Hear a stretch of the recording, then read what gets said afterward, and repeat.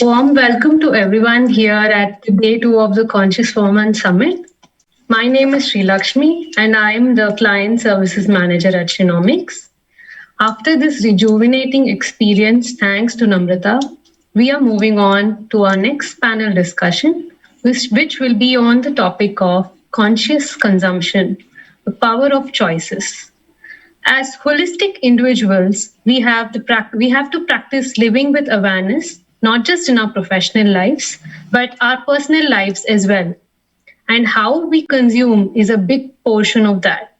It is important that we show compassion not only to ourselves and each other, but to our planet as well. And how we consume affects the planet, which we should be mindful of.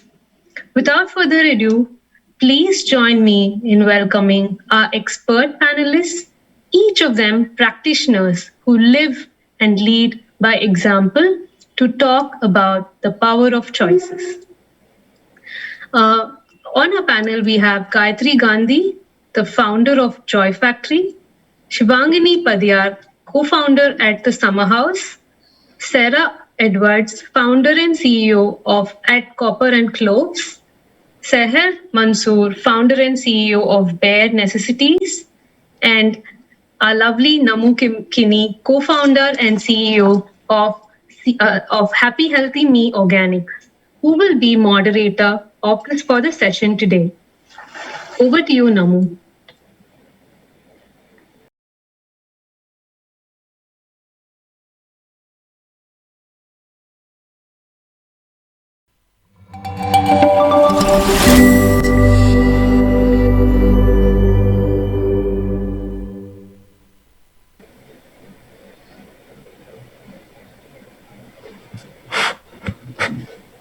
Yes, hi everyone. It's so nice to be here, and this is such a meaningful panel to be part of. So I'm really excited. My goal here today is just to just bring focus to the different ways that we consume, and hopefully not overwhelm everybody over here, because I feel there's so much to think about, and we'd like to leave you with small takeaways that everyone can start with baby steps and be and think about consuming more consciously. If we all rewind to when we were kids, things were about, I'm in my 40s, so things were really simple in India back then. My parents and my sister and me, all of our belongings used to fit into one Godrej cupboard, and that's what my mom told us. We just had a few sets of clothes and things were great and things were simple. We didn't go out to eat. There was nothing imported. But now things have changed, and there are lots of good things with that, and as well as, not so good things with that. And so I'm excited to speak to the panel here today to think about how we can navigate all of the choices we make, and what are the repercussions of them. So we're going to start with fashion. Shivangini, we're so excited to have you here, and this is such an important topic. In fact, I'm wearing this shirt made by Summer House. I'm so excited. This fashion crossed my mind only when I became a mom, and I realized I started reading more about fashion, and yeah, it's okay now. So so I was saying that my choices in fashion, I just took things for granted, and I used to live in the US, and I would shop at H&M, Zara, and all of the fast fashion brands. I had a salary in my 20s, and it was just so exciting to buy things for myself. And as I grew older and as I became a mom, I realized, maybe we need to slow things down, and how many things, the clothes that just make it to the trash eventually, and then you understand the full cycle of it. So my question, I wanted to start with, a lot of people may not know what is sustainable fashion, and it might stress people out to change their habits, right? Their buying habits that make them feel so good. I mean, shopping is a feel-good experience. You get a shopping high, right? So what is sustainable fashion, and do you think it's easy to choose this route in a country like India? So let's move to Gayatri, and we'll get back to Shivangani when we sort out the tech issues. Now, Gayatri, this is a really interesting topic. Many people have heard of the KonMari method of decluttering your home. Does it really make a difference? So, speaking from personal experience, I know that when I've been overly busy and I get into a sort of a stressful state of mind, it completely shows up in my purse. My purse will be a big mess, my handbag, my bedroom, my desk, right? But then just starting with clearing it really helps me. And of course, not purchasing too much, not having too many tiny things around. So decluttering has always helped me personally. You seem to be one of the first people who practices the Marie Kondo method of decluttering professionally in India. But can you start with telling us why it's important to declutter, and also why then, after you declutter you cannot reclutter? So how do you plan your shopping and consumption so that we don't clutter up the space all over again? Sure. So am I audible? Yes. Okay, great. So thank you so much for this lovely introduction. So like you rightly said, I think, before we understand why it is important to declutter, it is, I think, essential to understand what constitutes clutter. Because a majority of the time, if we ask ourselves that is my physical space organized, most of us are likely to answer a big yes, because we all have well kept homes. Our drawing room is looking perfect, everything is all right. But clutter is actually, it's not just on the surface, but when you start opening your भरी हुई अटैचियां अंदर करनी है जब भी तुम्हें time मिले. ये तुम्हारी फटी हुई टी शर्ट है, ये ले लूं मैं डस्टिंग के लिए. ये देखिए यहाँ पे बांदरी यहाँ रख रही है.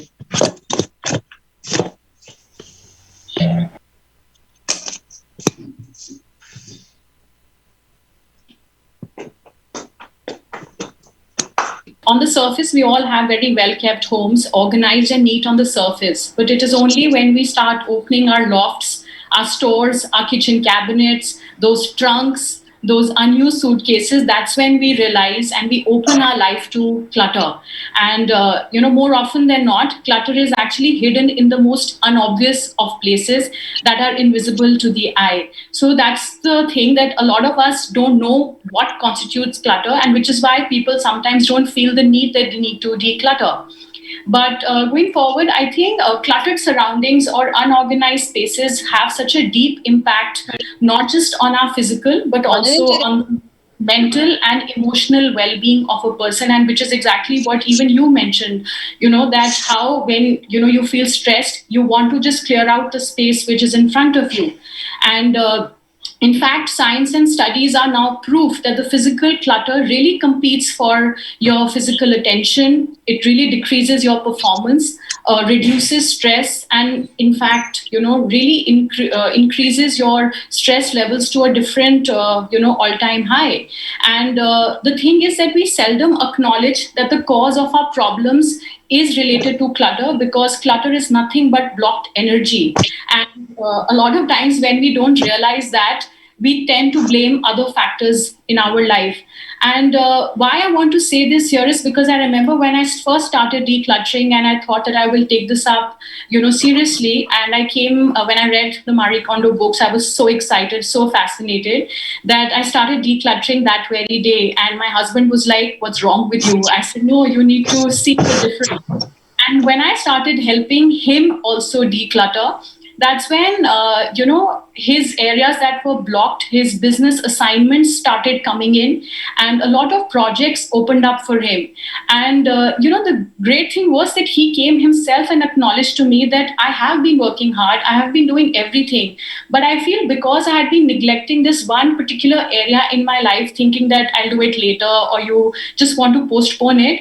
I think when we addressed that, suddenly things started opening in, because I think the blocked negative energy, changed, and positive energy came in. And that's when I think it really gave me the reinforcement to, take this up as a business idea. And I thought that I will launch Joy Factory, and I will, take decluttering as a philosophy to people in India, because I think hoarding in our country is gone to another level, simply because of the fact that the level of attachment to our things is very high, because of joint family systems still prevailing, which is a great thing. But because we have so many hand-me-downs coming from our ancestors from pre-partition area, that we don't feel the need to let go of things. So I think that is why I think one needs to really understand why it is important to declutter, because when you declutter, you really open up your lives to things that you had never imagined that could be so, so wonderful for you.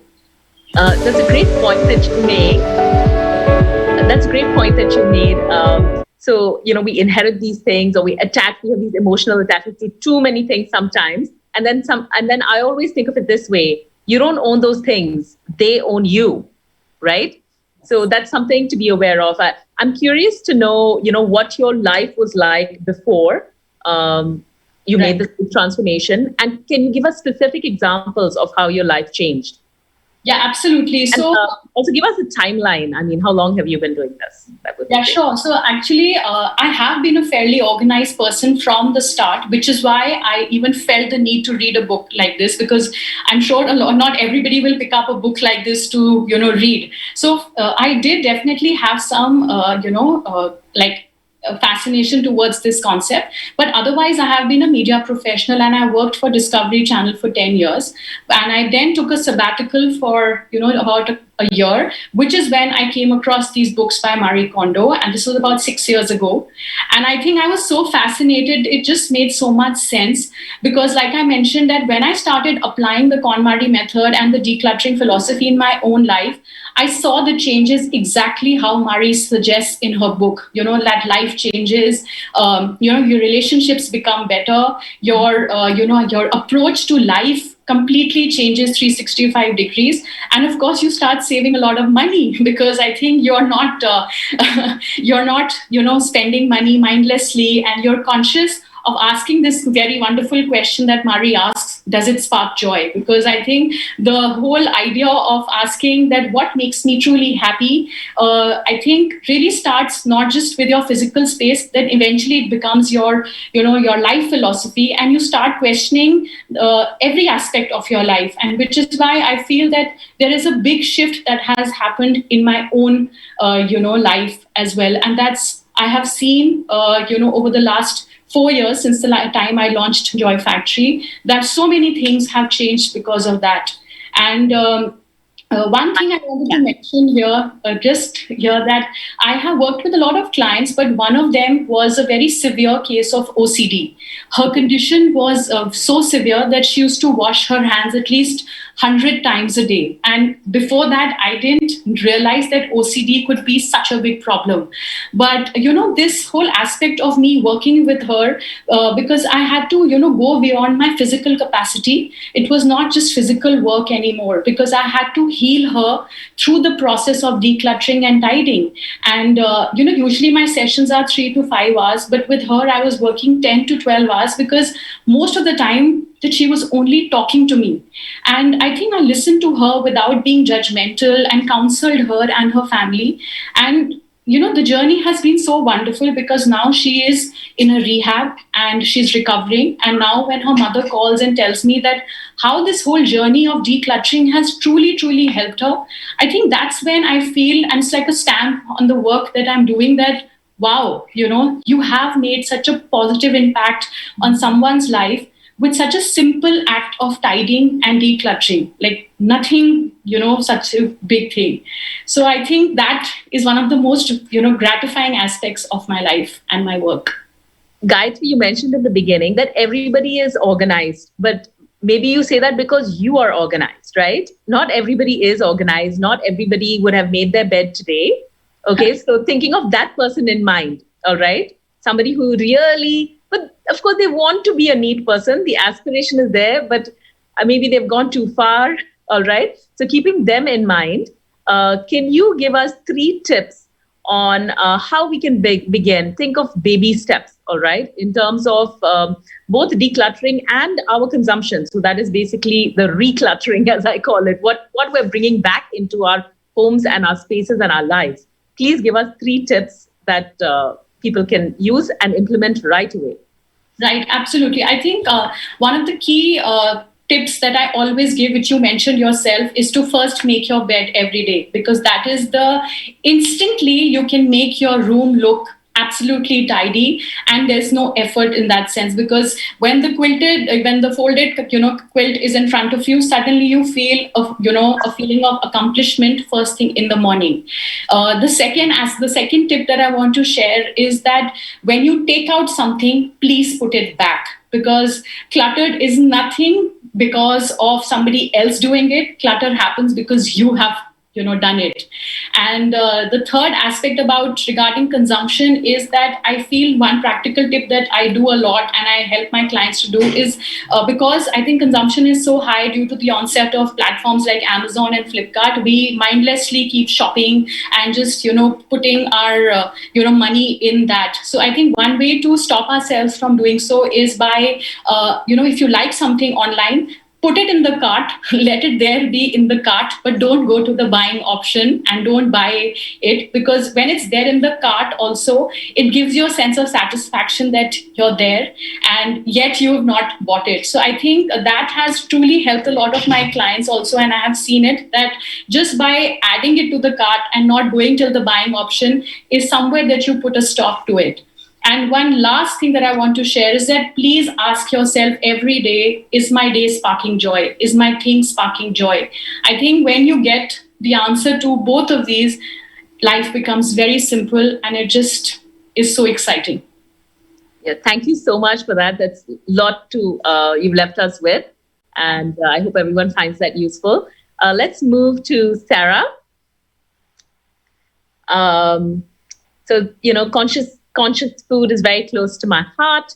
And once again, if you asked me 5 years ago, I had no idea about things like food miles. As we get more successful and we have more money to spend, we buy the finest cheese, the finest wine, caviar, that goes with climbing the ladder, right? And of course, that comes with a lot of food miles. I don't think we need to point fingers anywhere. I think we've just done this because we're going with the flow and we're going with what people do. But this is, I think it's a really good time that people are now being aware. And once again, I think if we make baby steps, it just leads to more change. So, Sarah, how do you live and eat consciously? What does that mean, really? Thanks, Namu. Yeah, so can everyone hear me? I'm just checking because good. So for me, the journey towards eating and living consciously did come from a journey of mindfulness. So I got into, I've lived in India for just over 5 years, and just a couple of years before I moved, I started practicing learning to practice mindfulness. I'm not always successful, but learning to practice mindfulness and meditate. And what that led to is a real interest in how we can apply that to eating. So then, as Namu knows, has kindly gave me a platform at Happy Healthy Me to teach mindful eating. So mindful eating is then something which I studied and learned about, and it's all about learning to, I'd say, 3 key areas. One is literally eating more slowly and with awareness whilst eating. So like applying present moment awareness to the process of eating. The second is tuning into the body and hunger and fullness cues. So really being aware, and using something which I call the hunger scale of how hungry am I before I eat, while I eat, and using that to help us guide us in how much to eat. And that process really helped me break out of, unfortunately, a cycle of pretty toxic dieting and over kind of emphasis on calories and portion control. So those two things are really, really important while eating. They're things which took me a while to really integrate with how I ate. I'm not always successful. Sometimes, I'm like, oh God, I've wolfed this down, or, I eat when I'm not hungry, and saying successful is actually the wrong word to use. It's natural, it's normal, it's not about perfection, but it's just something to be aware of. So that's when you say, like, how do I live and eat consciously? That process of eating slowly and tuning into my body's signals is something which has been pretty transformative. But the third thing about eating, and the thing which I really want to emphasize today, was, mindful eating is about present moment awareness, is about connecting also with what you're doing. So you have to connect with the food and the provenance of the food. And this is where what you were saying, Nami, really comes in. You start to think like, okay, what am I eating? Like, where has this come from? Like, what journey has this, whatever it is that's on my plate, whether it's a tomato, a potato, a chocolate bar, a meal replacement shake, like these things, I started to suddenly think about, like, what is in this? Like, what are the ingredients? And like, what is the journey that this food has been on? And that's when that really led me to think more about, okay, organic food versus non-organic food. I'm really passionate about, preserving traditional farming methods, and thinking about, once you start to think about it, you become aware of perhaps the additives or the chemicals that are involved in your food. And rather than deciding, I'm not going to eat anything which is processed because it's bad for me and it's wrong, and and having this dialogue about clean versus dirty eating, when you actually connect with the food itself, you naturally feel drawn to wanting to eat food which you can understand, which your body can understand, and you naturally feel less inclined. Of course, sometimes we're always going to maybe feel like having something which we know isn't good for us, but it's that process of connecting with provenance, that and origin, and what food is, that really like changed the way that I eat.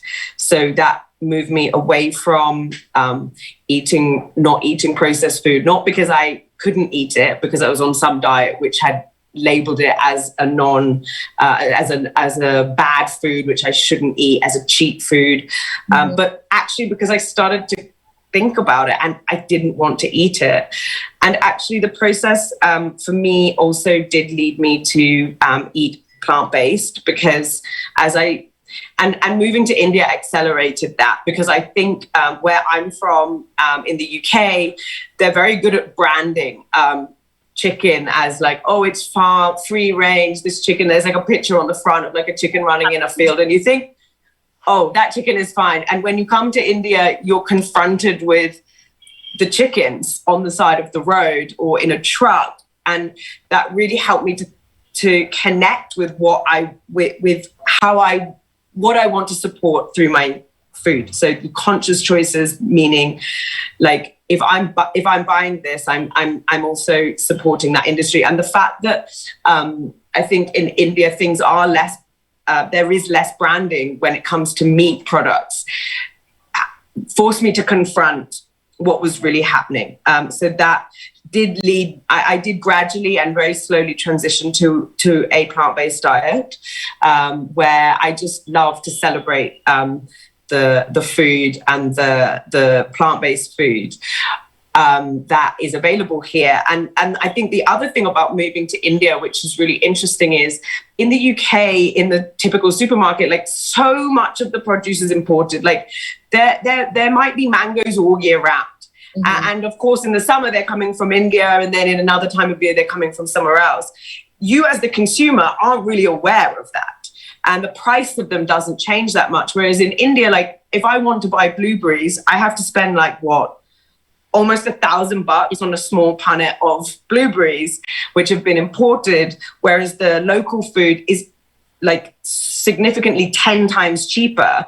Whereas I feel in the UK, there isn't that much of a difference. So it forced me to be aware of like, okay, what is locally grown here? And I made a commitment to not be one of those expats that buys food from only from imported sources, but actually really challenge myself as a cook and as a consumer to learn about local produce and use it in maybe the different ways that I like to cook it. So yeah, I feel that all of this contributes to me just feeling a little more at ease in myself about my choices.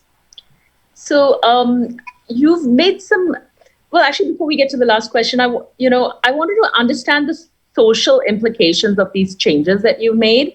Some people will get pushback from their family. Perhaps, I don't know if you have a traditional British family, and there'll be certain holidays that are meat-based, or the traditions, it's very difficult to break tradition, right? Yeah. So can you just tell us about some of the pushback that you've had? Or for example, if you're going out with a bunch of your friends and you go to a bar, which has regular bar food, how do you survive all of that without criticism? Or how do you deal with the criticism and being singled out?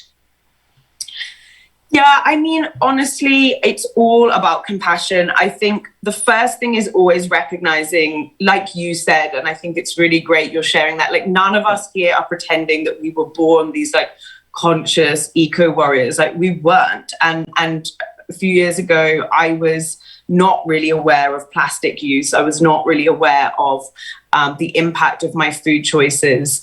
So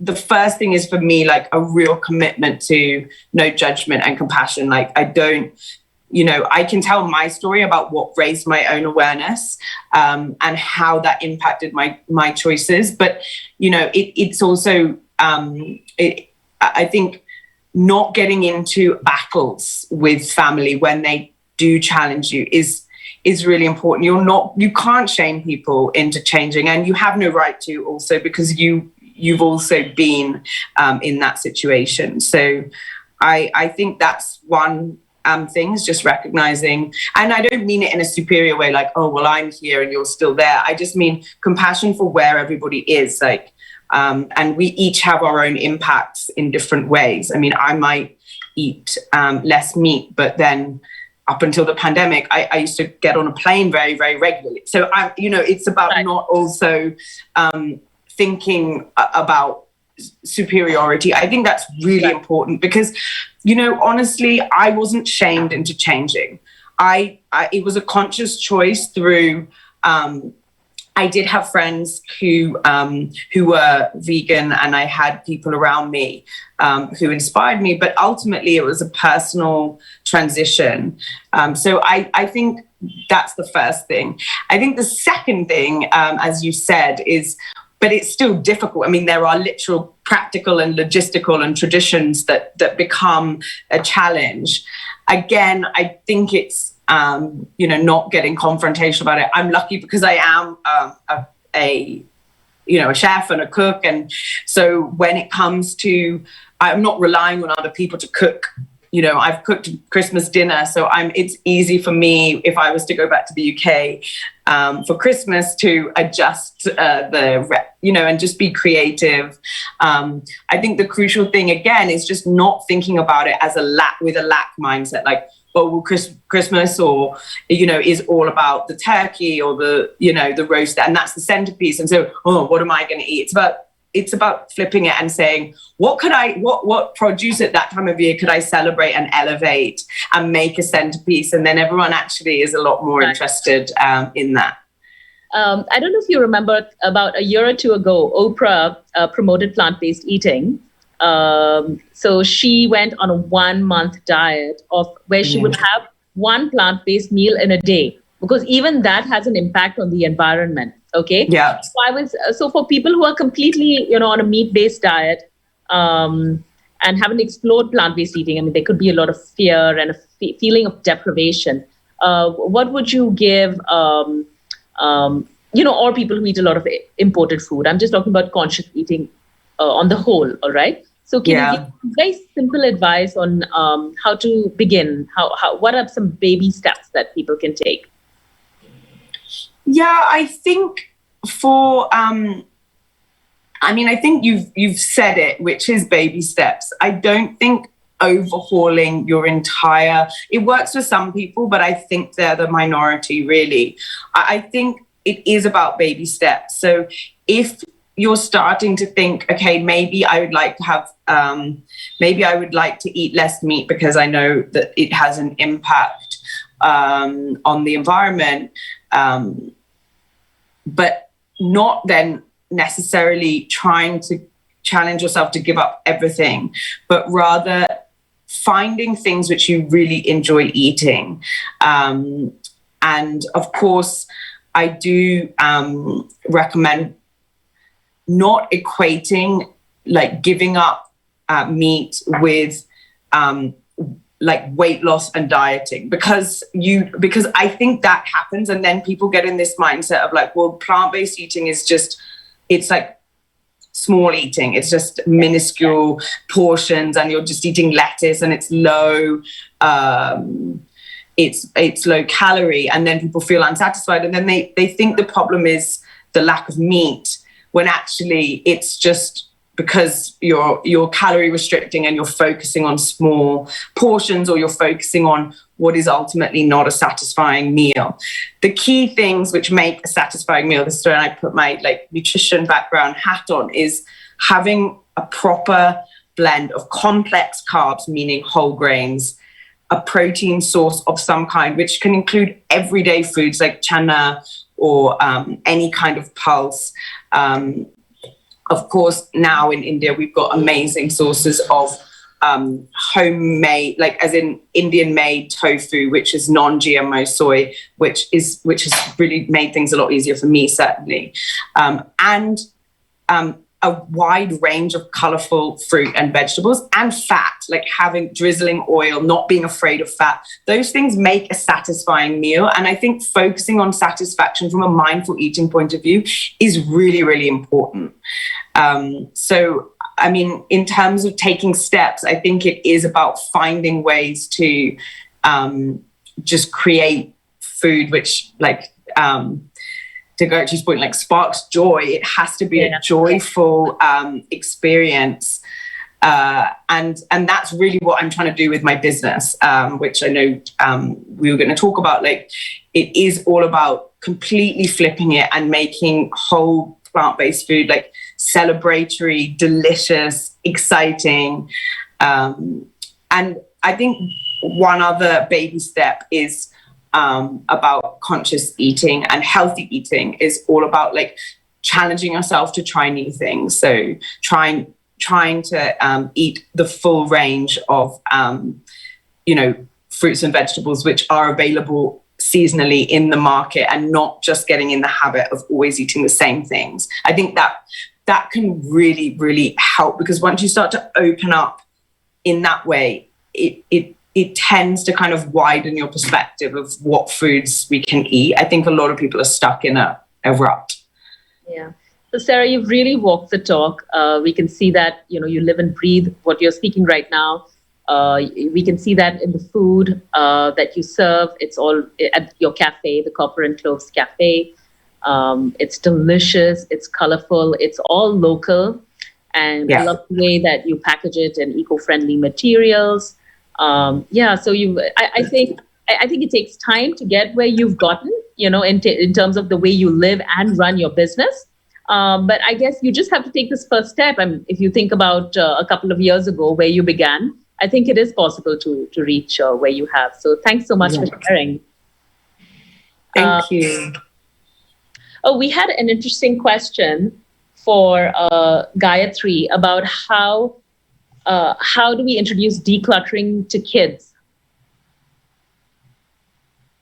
So, yes, very interesting question. And I think very relevant as well, because a lot of time we especially ladies, women, so to say, are assumed to know what decluttering is, because you're, especially if you're a homemaker, it's assumed that you're supposed to know. And if you don't know, then it's, somewhere held in a way against you. So I think first and foremost, it's important for women to understand that, decluttering is also like a skill. It's like a technique that you hone over time. And it's important to learn. Maybe you can read books, you can see so many videos available online. But how to introduce decluttering to kids, I think, is to start by example, is for you to practice decluttering yourself. And then, especially for children, because I do a lot of workshops with children and in schools, the first thing that, one can do is after the playtime is over, the last 5 or 10 minutes should be given to them like a, pack up time, or like a putting back things time, and make it like an activity that whoever finishes first, like in the next 5 minutes or 10 minutes, will get like a little reward. So it could be anything, a small little, because I think reward for children works the best. So it's important that you firstly start by example, and then make it like a fun activity in the decluttering process. And the other thing that Marie Kondo also suggests is that you can make it like a fun activity by telling stories about, how decluttering can be helped, and, really encourages a better way of performance and makes them happier children. So I think introducing small stories in between their decluttering time will ensure that, they understand organization and decluttering at a very young age, which eventually will be very useful for them as they grow old. We have another question. How do you keep yourself dedicated to this? Sometimes even when we start, it's difficult to stick on. And I mean, so just adding my opinion, I completely agree, because I'll have, like 8 months of being, on my goals, on top of everything is in its place. And then something will happen in my life to derail me. And therefore it will show up in all areas of my life, like I said, including my handbag and my bedroom and everything, So what's your advice on this? So it's a very valid question, because I think majority of us feel so. But like I said, the KonMari philosophy is very perceptive, and it's something that if you really imbibe it in your life at a very fundamental level, then, the shift from your everyday, feeling that you're derailing from this decluttering journey will not happen. I can say this very confidently, because over the last, 5 years, since the time I have followed the KonMari philosophy, I will not say that my home is not messy, but what I know is that even if one space does get messy, instantly I'm able to put myself back on, because when I look at the space, I ask myself that does it spark joy? Will it make me happy to see that on a daily basis? So I think when you start applying this question as often as you can, you're able to see and do things that will motivate you to take the next step. And when you're able to do that, I think automatically you're able to come back on track. And, I think especially in the lockdown, I think last 1.5 years, the requests for me also have gone up, exponentially, because I think people were locked in their homes. The homes became their party places. They became their schools. They became their offices. So suddenly people realized that, now we don't have anywhere to run to. So the home is the place where we need to, make it all right. And I think because one was locked down with their families and only the essentials, I think in the last 1 year, the whole understanding of wanting things that genuinely make me happy, because I think we don't have a choice to go out and shop the way we were doing it earlier. So I think that lockdown and the pandemic in that way has been helpful, because I think people are realizing how decluttering can be such a great source of happiness to people, because the lesser the things, the better it is for you in the long run, because consumption unnecessarily, mindlessly, doesn't lead to anything, and it just, hoards you and stresses you out like anything. Completely agree. One more question from Shraddha Mishra. Can you share how this journey has helped you in decluttering of the mind? You shared about the positive energy, but they would like to know specifically about the mind. Yeah, so I think majority of like I think I mentioned previously, is that decluttering of the physical space eventually leads you to the decluttering of the mind. And I'm sure that most of you can say that with confidence, that the day you do declutter a physical space, maybe a drawer or a cabinet, I think there's a sense of, like an upbeat excitement or a skip in your feet that day, that you keep looking at that drawer, which is, tidied, which is feeling good. Because unknowingly, the physical impact of a space which is clean and neat and tidy, indirectly and now directly, because science is proved to have shown that the physical decluttered space has a direct impact on your mental space and a mental well-being also. So, and in fact, I must share this here, that so many of my clients who I have worked with for the last 3.5, 4 years, yes, when they do call me back and they say that, we have not, maybe some area has again become cluttered or some area has become messy, but what they reiterate and tell me again is that the joy and the happy feeling that they get after decluttering is so wonderful, and it is so addictive that even if one person of the family starts doing it, the addiction or this whole motivation goes to the rest of the family, and one starts feeling so light, happy and joyful. So, the only advice that I have for you, Shraddha, is that please do it and you'll see the result. And when you'll see the result, automatically you'll know how addictive and how insightful and happy you feel after going through your decluttering festival in your life. Sarah, we have a question for you. Choosing not to eat meat would probably deprive our family, especially children, of choice to see if they are comfortable or interested in leaving meat, to see if they're interested in leaving a meat-based diet. Any thoughts on how to balance this? Yeah, I think when it comes to children, I think it's a really good point. And exactly like Gayatri said, it's all about kind of encouraging conscious consumption from a young age. And one of the best ways of doing this is, as you said, if you, anyway, lots of children, if you're in any way a vegetarian family, I'm not saying you need to introduce meat to give them the choice, but if you are in a meat, if you're, whatever family you're in, whatever your family's normal diet is, giving children choice of what they eat will train that part of their brain that's like, do I enjoy this? Does this spark joy? Do I feel comfortable? So encouraging them to and having good dialogue. So one of the best ways to do this is to have more things in the middle. So even like when I've worked with parents, because I'm also a health and wellbeing coach, and when I've worked with parents who have children who are younger, but actually children of any age who they've defined as a fussy eater. So actually one of the best ways to help a child who maybe has a bit of a narrow kind of range of things that they enjoy is to not force them to eat new things, but have them there and have a dialogue around it. Like, oh, I'm trying this. I've never had this before. I'm trying it. Oh, I'm enjoying it.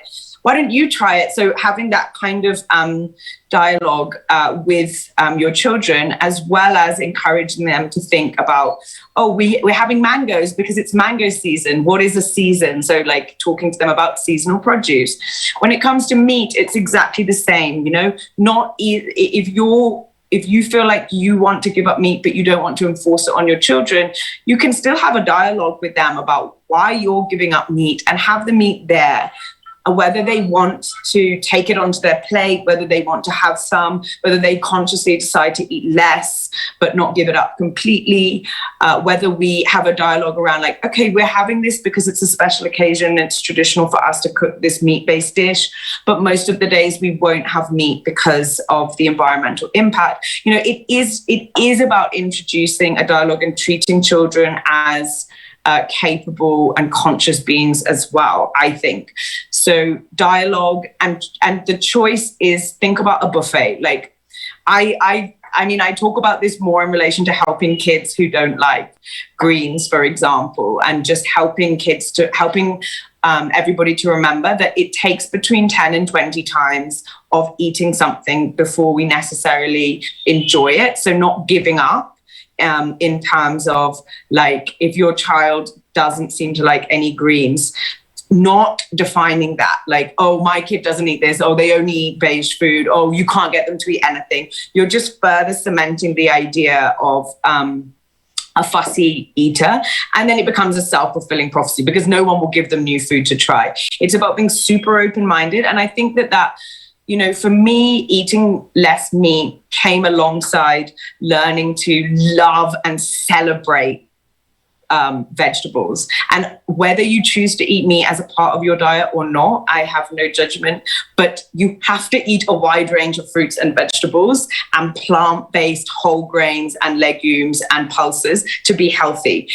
Meat can or may not be a part of that, but it can't be instead of that.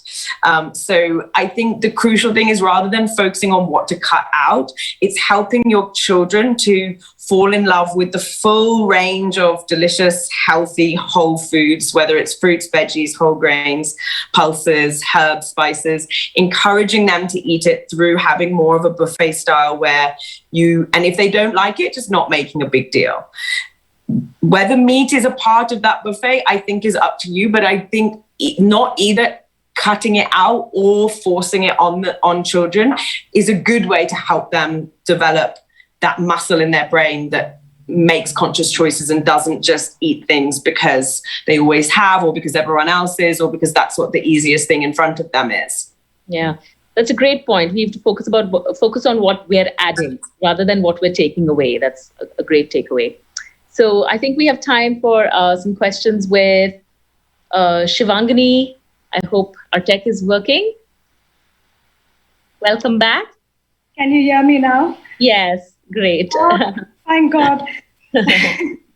So real quick, what I was asking you earlier is, we were talking about sustainable fashion, and I was saying I had no idea what that was a few years ago. So could you please define sustainable fashion and how easy it is to find this type of clothing in a country like India? Yeah. Well, to put it very simply, sustainable fashion is responsible fashion. Like that's as simply said, as I can. And what this means is, from a manufacturer's or a brand's point of view, you make choices that reduce the carbon footprint every step of the way. So right from sourcing or producing the raw material to making the garment, to logistics, warehousing, garment care, all of it is done in a way that your carbon footprint is reduced.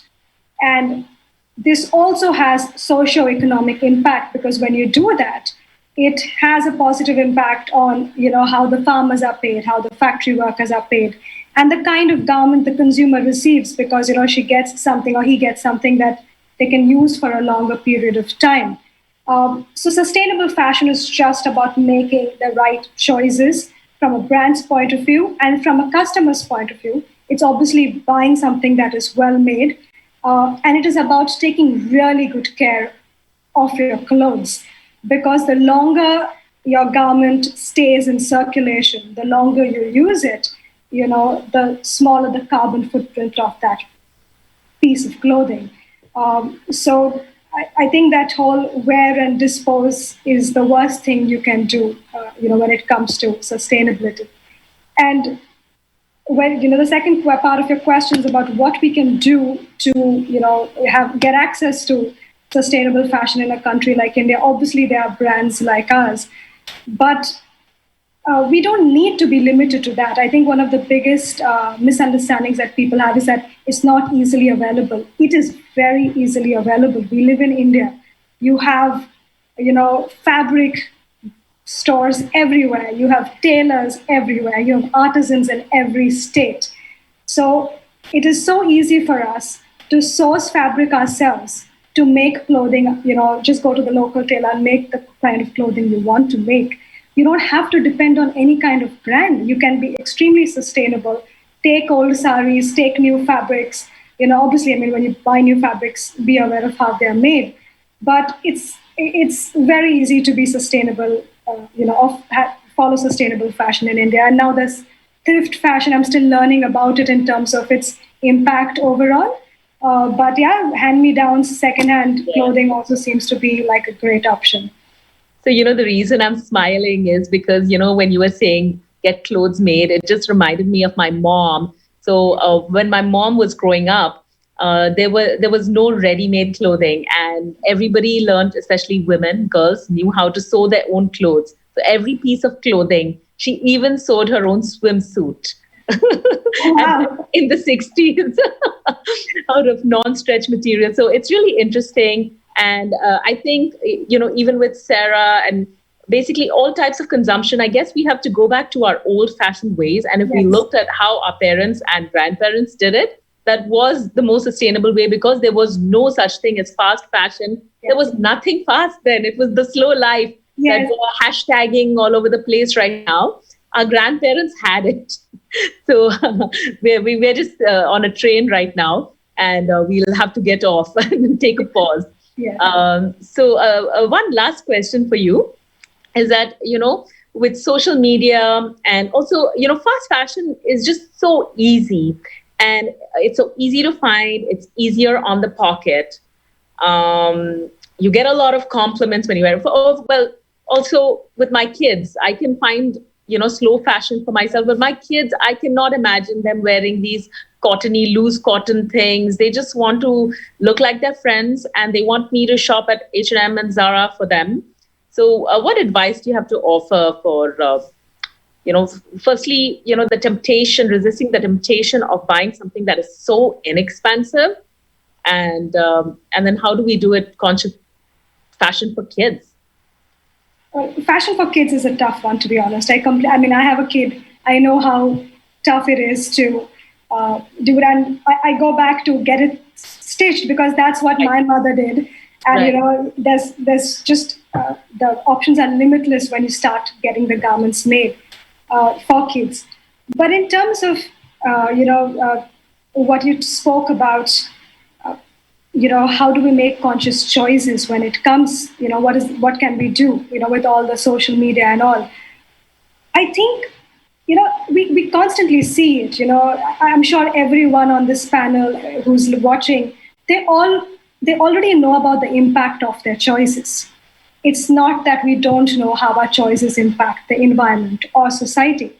And yet we see that smart people, good people, continue to consume irresponsibly on a whim. And the reason is marketing. Big corporations spend a lot more. I mean, they hire the best minds in the world for their marketing strategies versus, their sustainability targets. And what this means is you are constantly living in a world that is designed to make you want, They actually apply the neuroscience because they understand that the human brain likes the chase of a reward much more than the reward itself. I mean, this applies for life, but especially as a marketing strategy. The moment you see a discount, you see an offer, you see a great deal, you see the latest trend, you see a promise of coolness, you want to buy into it because that chase of the reward is so fulfilling. And I think as a first step, that is what I would want everyone to remember, that you are being marketed to. The moment the awareness is there that we are being marketed, as we swipe and scroll the images we see, the offers we see in magazines, the pictures we see, it is all marketing. And is it going to make us want less? No, and we shouldn't want less, we want the best for ourselves. But it will allow us to be more conscious of our choices, and something that even I think Gayatri mentioned, that, keep it in your cart. That was I hadn't thought of it, but that's a great strategy.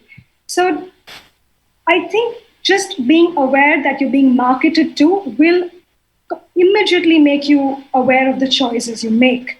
So then you will buy what you need, not as someone who fell for marketing, but someone who made a conscious decision to, pick something that she will value, that she will enjoy even later. Yeah, that's a great point. And once again, I think once you get introduced to it, it'll become more of a practice, and you're just more and Yes. more aware. And thanks to social media, once you start Googling the subject, all of that comes to you. And yes, and conscious brands do market to you as well, but at least you don't have to feel guilty about consuming. No, but which is what I said. You have to remember, whether you're seeing summer house images, whether you're seeing anybody's images, we are all marketing to you. And once the awareness is there, it definitely, like even for me, like, I mean, Gayatri may not like me, but I really like buying, knickknacks for the house. But now that, because I'm aware that it's all advertising, it may not say advertising, but it is eventually all a way to get my attention. Because that awareness is there, I do a lot more research about the product before actually buying it. This also reminds me of the way that I consume. While I do try and I read a lot, I am a human being who is being marketed to, and so I go through the same rush that everybody does. And I experience the shopping high when I'm, purchasing and I'm holding the bag. But the journey is when I bring it back home and then I take it out of the bag, I start hating it because it's one more thing for me to take care of. I might be more extreme than someone else. Someone might love hanging it up in their closet, but I don't like taking care of too many things because I have enough going on in my life, So that's a little journey that I'm aware of. So that's what I keep in mind before I buy anything new. But that's what I said. That's how the human brain functions. It's not just for fashion. It's for food. Yes. It's when you see sugar, fried food, all of it. Right. Even Right. the chase of the reward is just better than the reward itself, always. Yeah. So I'm seeing many parallels with all of the speakers here. It seems to be the same sort of advertising, the same sort of habits that influence all of these decisions. So I think we've run out of time and we're going to wrap up this session. I hope everyone here found this useful. I certainly did. Thank you so much, Gayatri, Sarah, and Shivangani for joining us. Thank you. And thank you, Shenomics, for this lovely platform to share this very important information.